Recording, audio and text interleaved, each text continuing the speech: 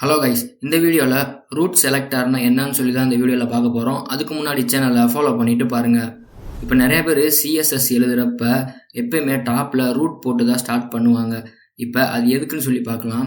First of all ரூட்டுன்றது ஒரு selector. இது என்ன பண்ணணும்னு பார்த்தீங்கன்னா ஒரு குளோபல் டிக்ளரேஷன் சொல்லுவாங்க. நம்ம இந்த ரூட்குள்ளே எதையாச்சும் ஒன்று டிக்ளேர் பண்ணிட்டோம்னா அதை நம்ம எந்த இடத்துல வேணாலும் யூஸ் பண்ணலாம். இப்போ எக்ஸாம்பிளுக்கு HTML ஒரு பட்டன் ஒன்று எழுதியிருக்கேன். இப்போ அதுக்கு நான் டிசைன் பண்ணியிருக்கேன். இப்போ இந்த ரூட் செலக்டாரில் button BG and button text கலர்னு சொல்லி 2 கஸ்டம் ப்ராப்பர்ட்டி ஒன்று ரெடி பண்ணியிருக்கேன். இதுக்கு பார்த்தீங்கன்னா கலர் பிளாக் அண்ட் ஒயிட்னு சொல்லி கொடுத்துருக்கேன். இப்போ இந்த background colour and text colour இதை நான் எங்கே வேணாலும் யூஸ் பண்ணலாம்.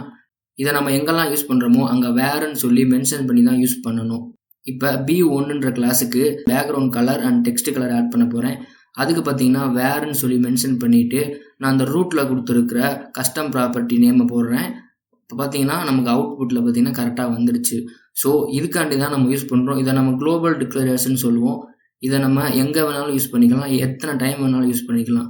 ஸோ இந்த வீடியோ பிடிச்சிருந்தா மறக்காமல் ஃபாலோ பண்ணிவிட்டு பாருங்கள்.